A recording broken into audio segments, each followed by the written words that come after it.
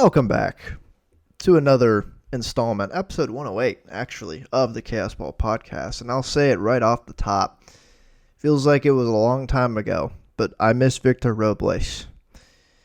I miss him.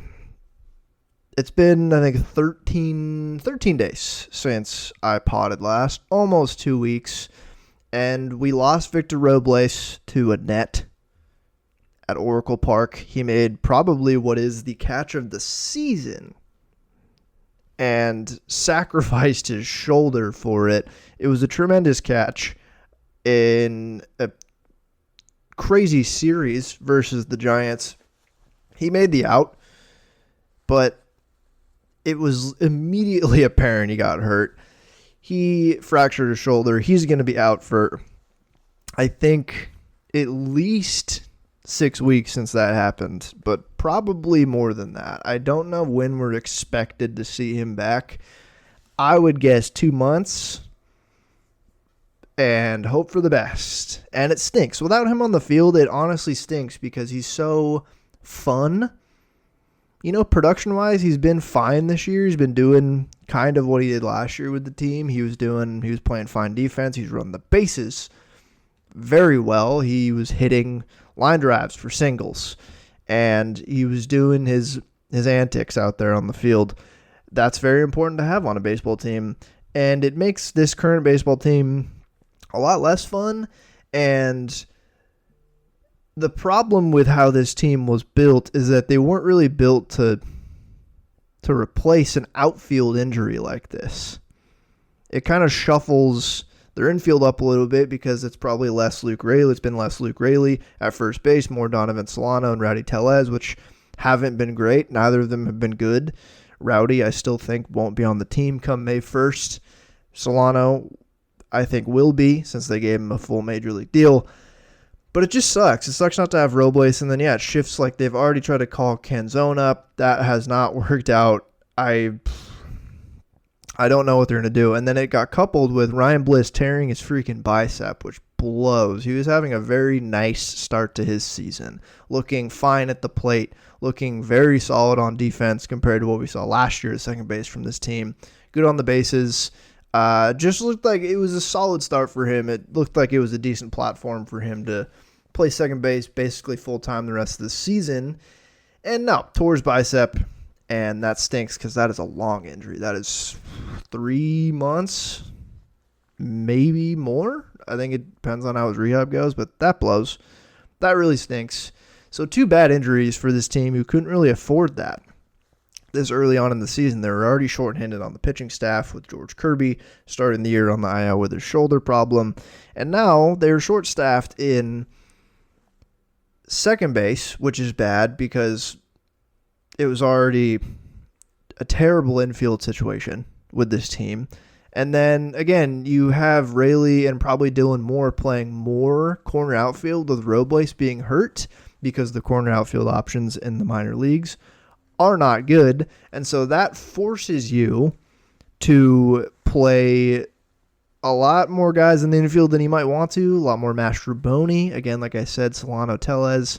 And then they called up Ben Williamson, which is crazy that they did it this early, but it was out of necessity. Like I think if Ryan Bliss doesn't get hurt, I don't think Ben Williams is on the team right now. But he has started off his Mariners career in a pretty good fashion. A few hits here and there in the Red Series. He can throw to first without it skipping on the ground, so that's a plus. It was a real low bar, but that's where we were at with the team.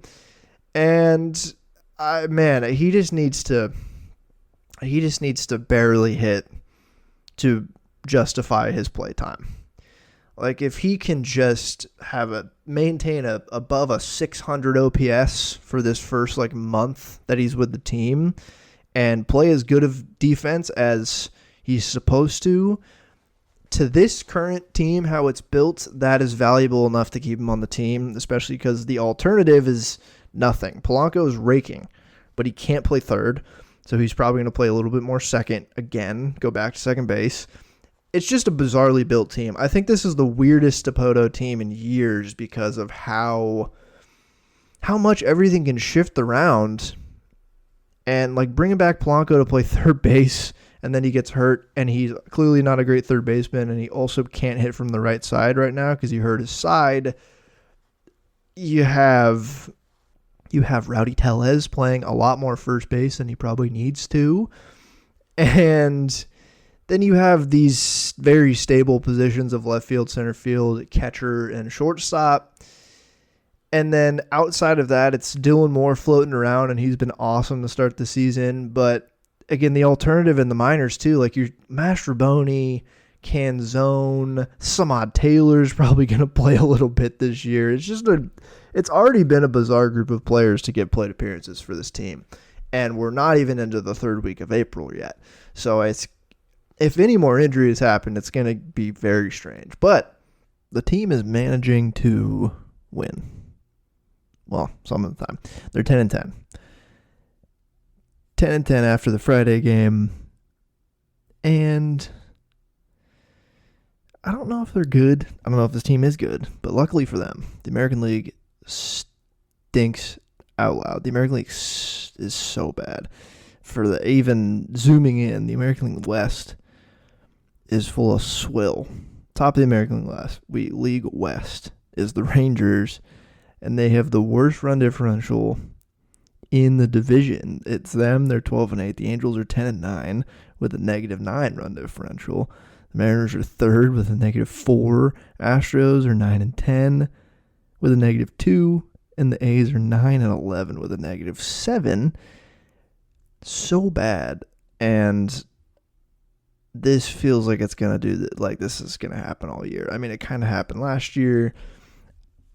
It started off differently. As we remember, the Mariners had quite a sizable lead at some point in that year. Don't want to get into that again. But it crunched at the middle of the season, and I think it's going to crunch again coming down to it. And then the team that won the division last year, the Astros, they only won 88 games. I feel like that's going to happen this year. Best team in the American League last year was the Yankees. They won 94. Best team in the American League right now, technically, is also the Yankees. They're 13-7. I think the three best teams in the league right now are in the NL West. You could even say the four best teams in the league, the Padres, Dodgers, Giants, D-backs, like all of the best teams are in the National League. And that's going to help the Mariners all year. So whether or not they're good, Jerry Torpedo has built this team to win in situations like this where the league is bad. Like he's built this team to, max out at 90 wins and, potentially win the division.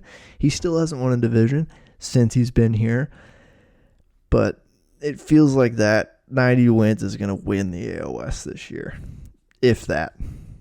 Like the Rangers haven't been super convincing, and yet they're 12-8.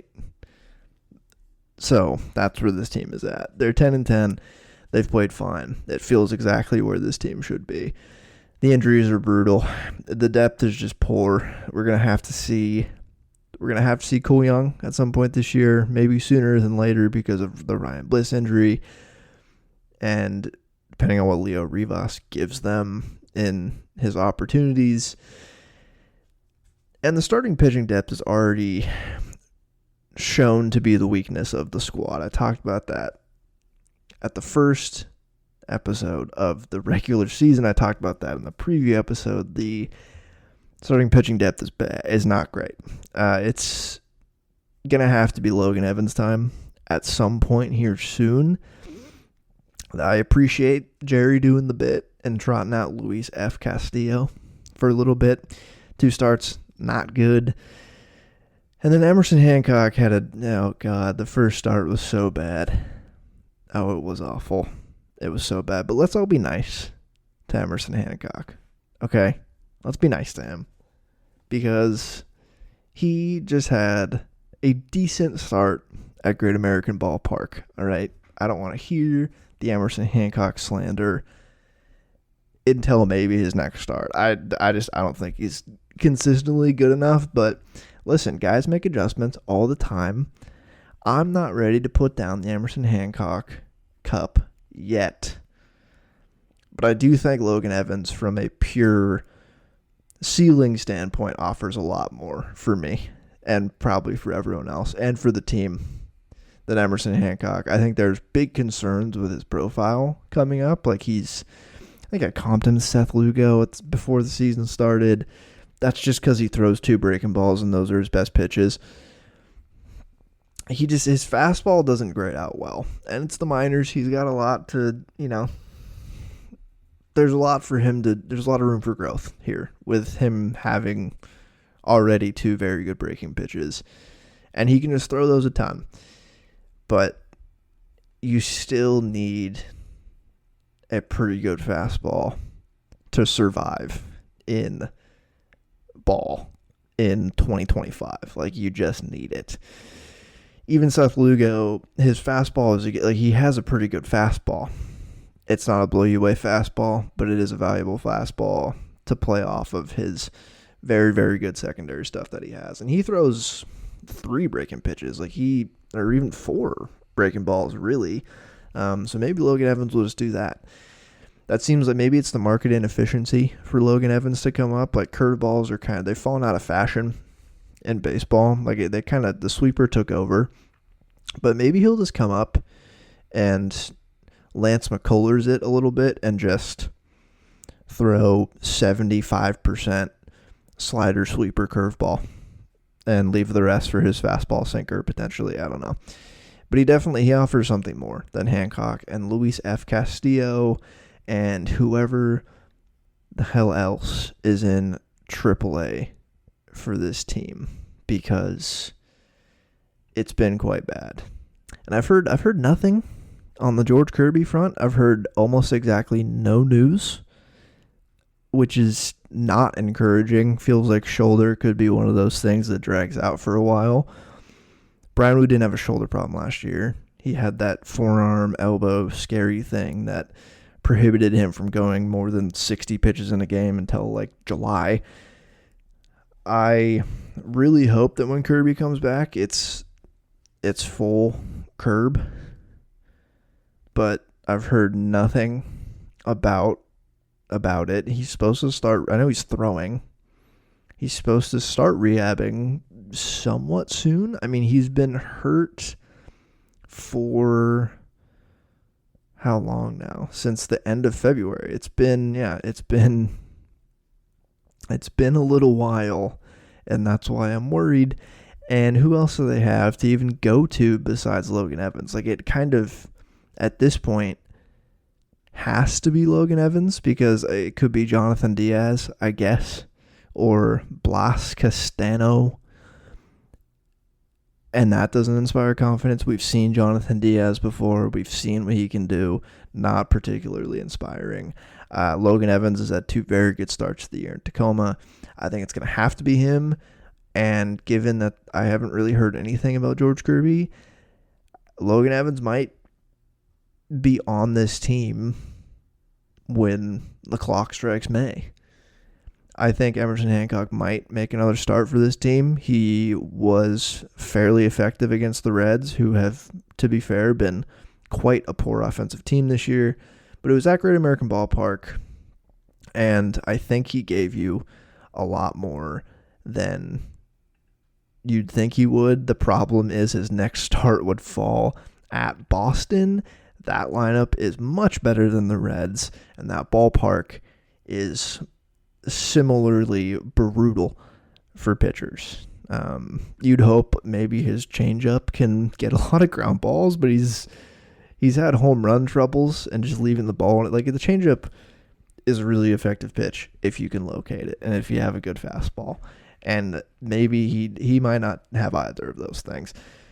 But listen, I got to give him props. He didn't get a decision against the Reds, but 5 innings, 2 runs, struck out 4. That's a serviceable start.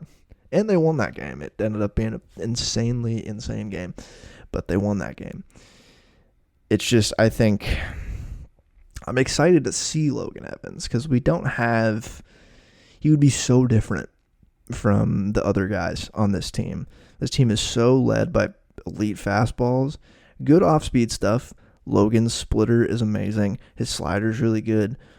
Luis Castillo, obviously, his slider and his changeup when they're on, they're damn good. Like Bryce Miller's throws 8 pitches.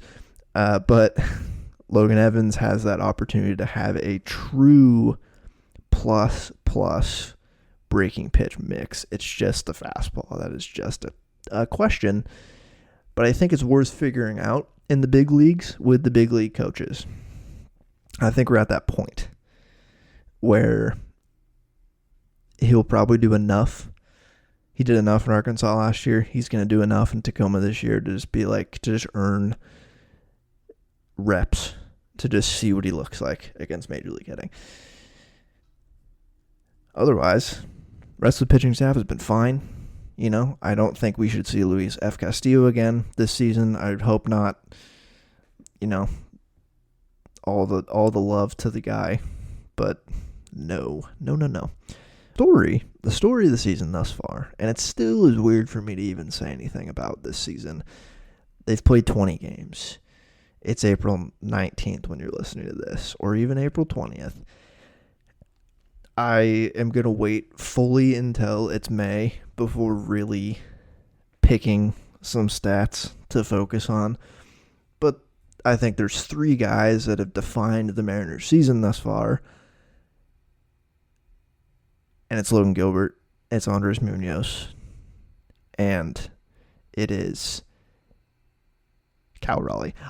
Any offense I could pick, like Randy's been good, Polanco's been good, Dylan Moore's been unreal, but Cal it's just, God, he's an animal. He's the league leader in home runs. He has 8 home runs.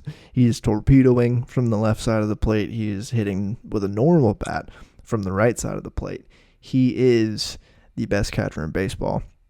I said he was last year with contention from William Contreras, but catcher above all other positions, in my opinion. Defense has to be half of the battle here. And he is consistently one of the best defensive and offensive catchers in the game. He's doing no less this season. Scorching hot. He's on pace for a 65 home run season. Maybe after today's game, he's back down to 62. Scorched the Reds. Mammoth home runs. His swing is a little different this season. D-Row on MLB Network broke it down tremendously the other day after his 2 home run game against the Reds. Staying back on the ball a little bit more with his legs. But overall, very similar to what he's just done since his first full season in 2022. It's been not surreal to watch. It's just been special. We know they extended him. I will not take for granted how effective and special that he is. And underrated part of his season thus far is he's hit 8 home runs. His BABIP is 182. All of his production is home runs thus far. He's being even more home run reliant this season. He's still striking out a lot. He's taken a decent number of walks, but it's just dingers. And he has 3 stolen bases. He had 6 last year.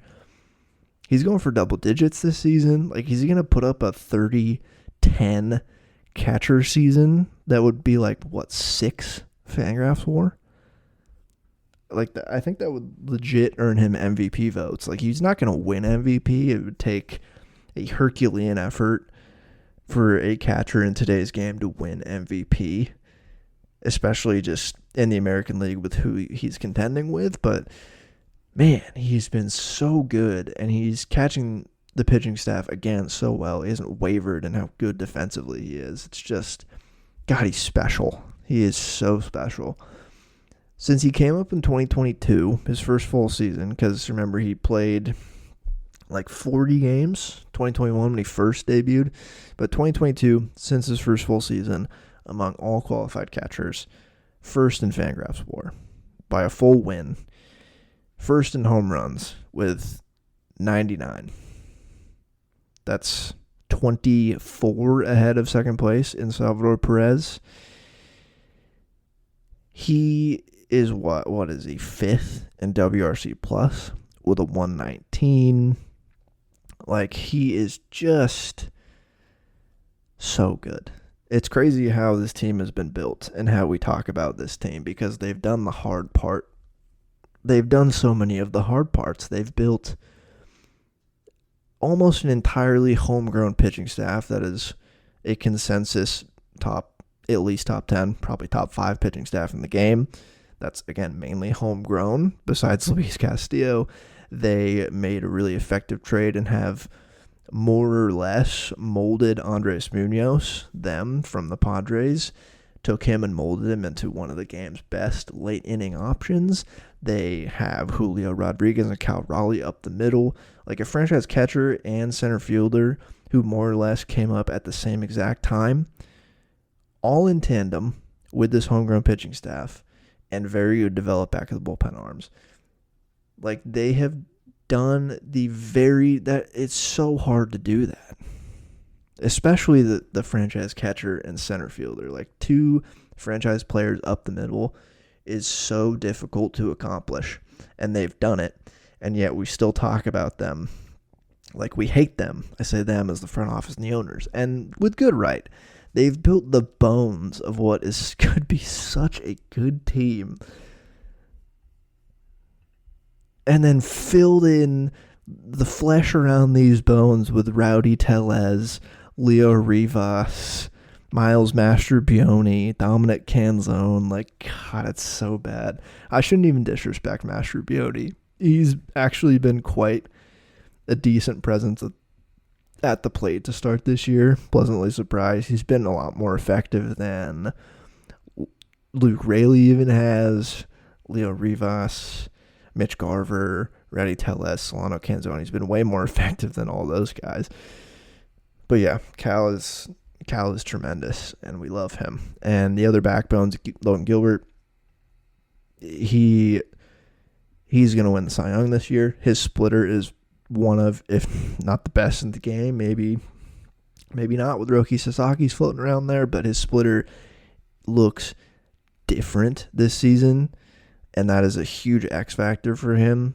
He's kind of he's thrown less of his arsenal, and maybe that'll evolve as the season goes on, but overall, he's really focusing more on just his best pitches this year. Like, there's been a lot less cutter and even less curveball so far this year. It's just been heavy fastball, slider, splitter. All 3 of those pitches are plus pitches, leaning into what he's super good at, and he's been phenomenal to open the year. And then Andres Munoz has yet to give up a run.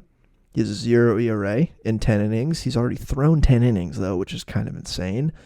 I tweeted this out. 10 innings is the most he's thrown by April 17th in his career. I think he's topped out at 12 innings, and that was 2020. Oop, hit my microphone. 12 innings, I think, in April and March. He's done that. That's his record amount of workload in those months, and he's going to smash through that because they've needed it.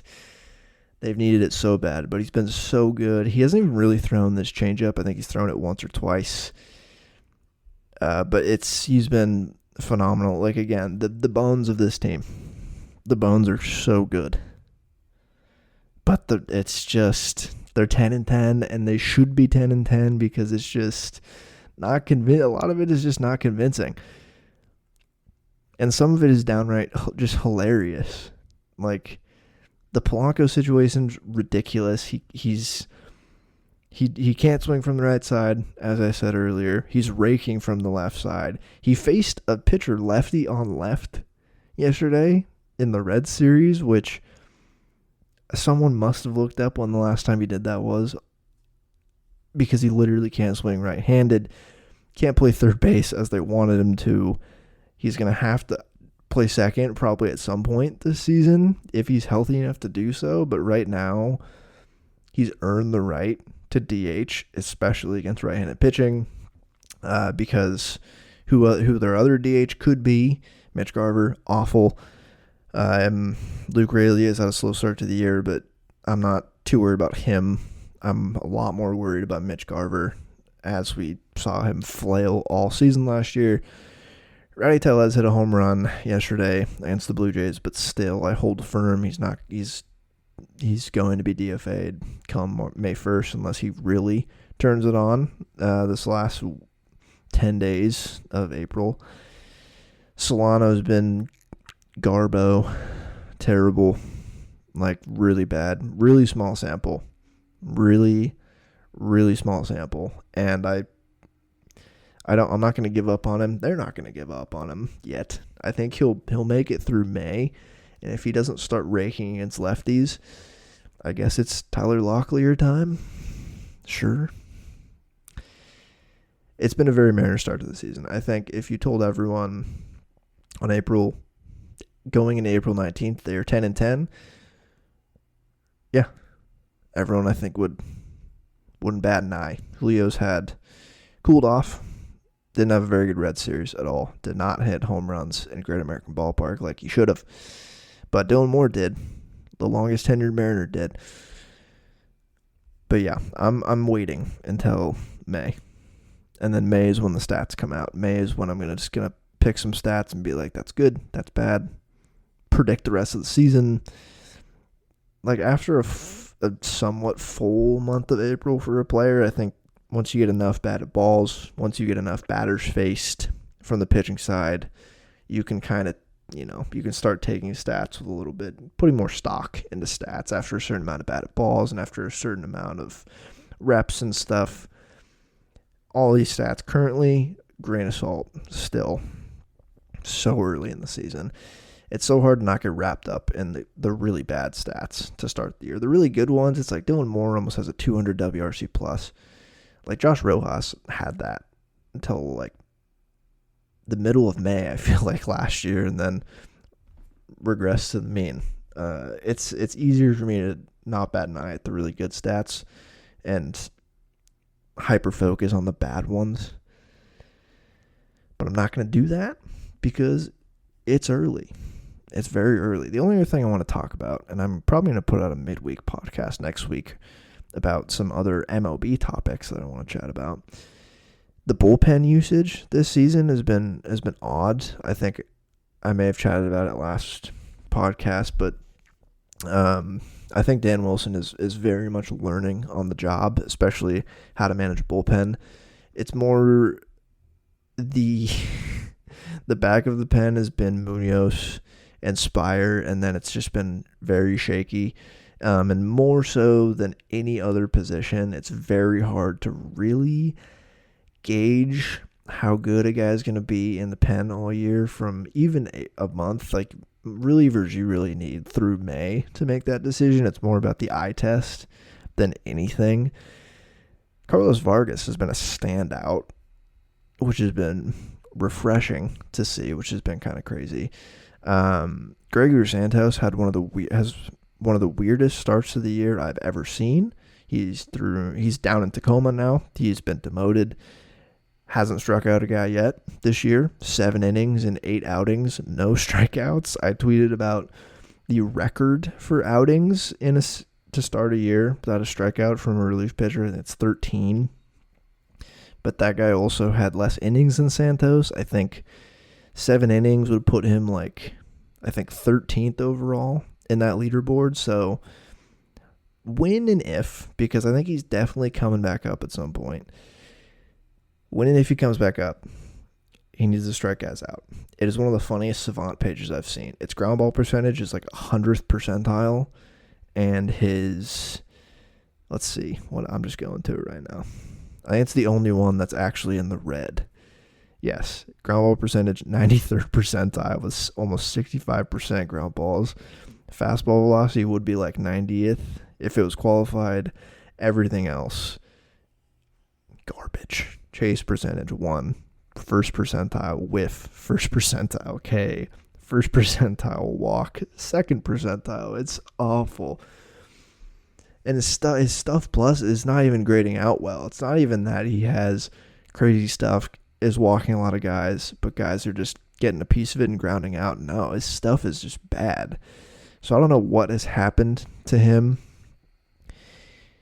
Like, he was I don't even know. Like he's gonna have to figure it out in Tacoma because it was a fairly sizable trade for him. I mean, I don't think the Mariners are missing like Prelander Baroa or Zach Deloche, but it was meant to really stabilize this pen for the next few years because he was under team control and he's only 25.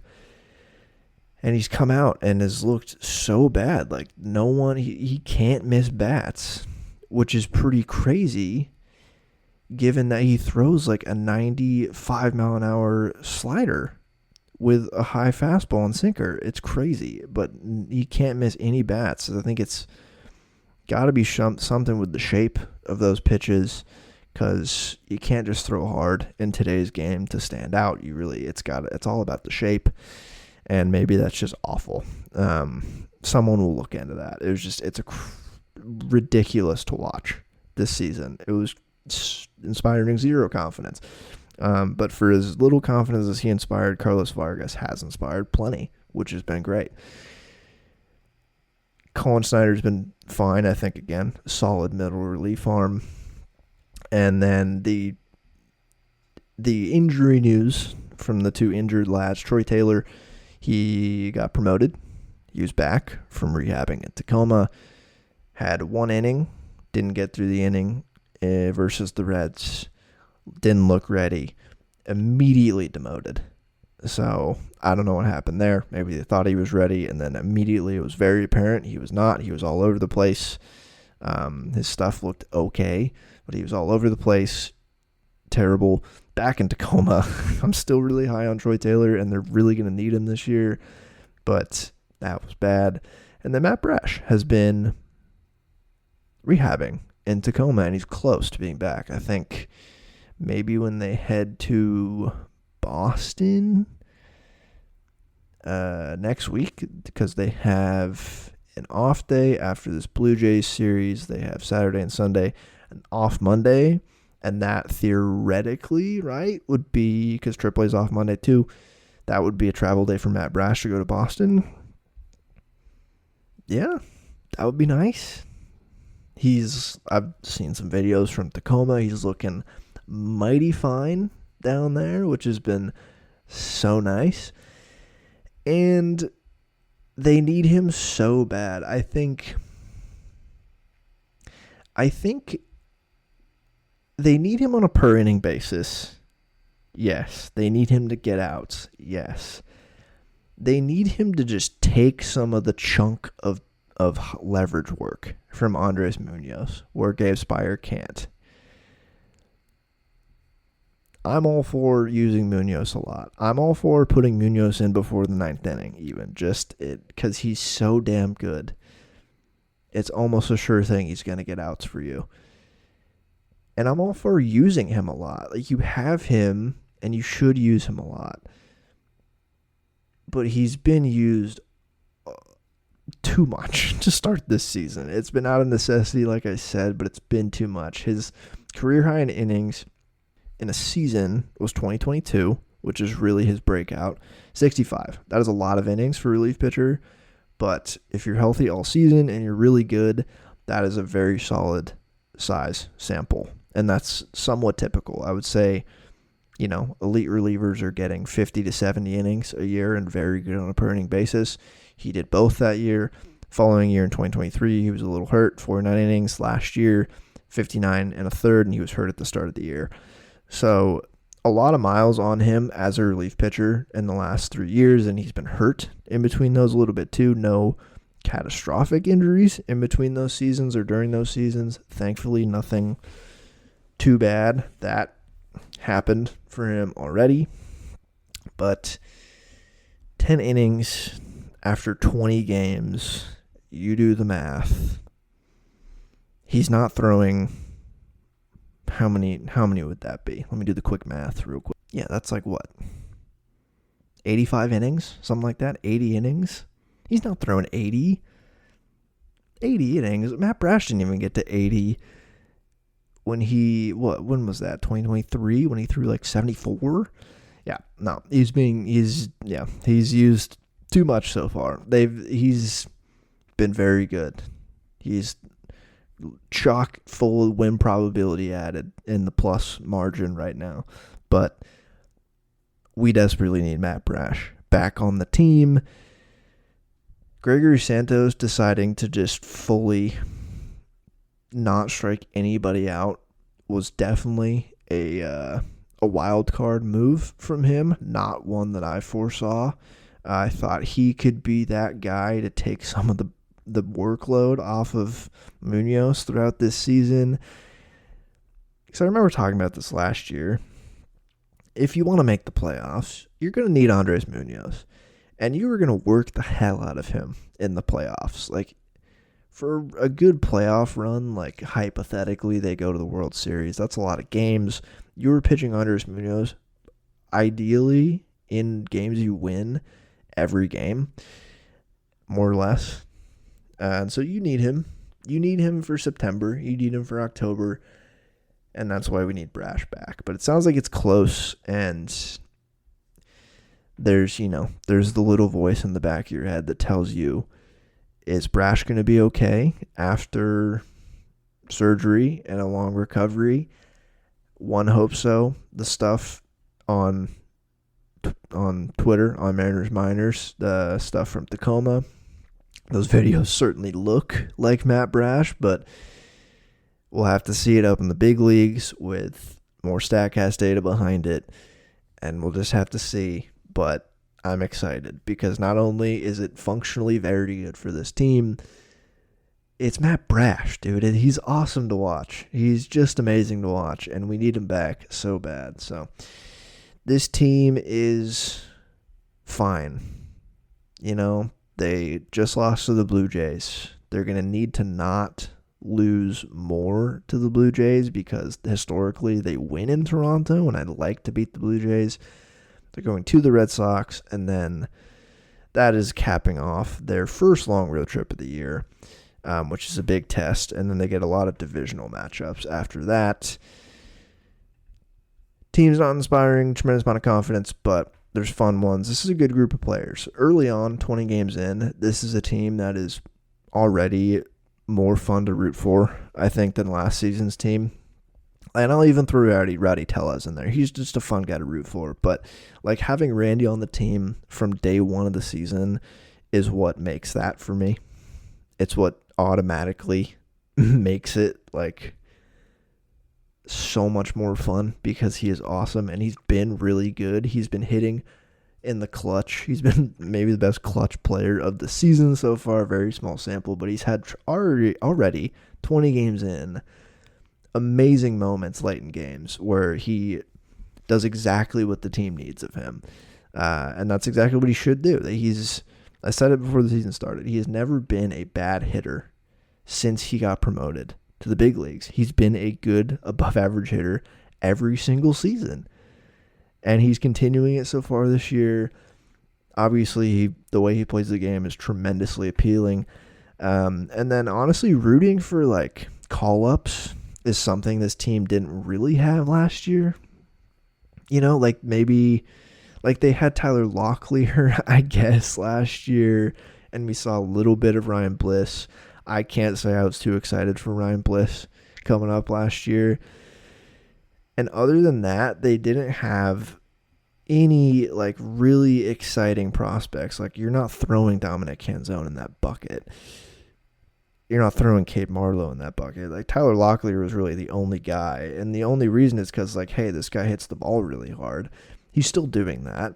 But this year they have like Ben Williamson, who broke out in the minors last year, who from a aesthetics perspective, maybe he's not a good hitter. But defensively, at a position like third base, it's nice to watch and fun to root for. And then you have impending guys to make an impact on the team who are actually like I can get excited about them, like Cole Young and Logan Evans, that are very close to the big leagues. So there's just already more. This team's already more appealing to me than last year's team was. So that is something at least to rest my hat on as the season has started. But I don't want these early season pods going too long, especially because I'm going to ramble about some absolute nonsense midweek next week. So I'll cap it here. But thank you so much for listening.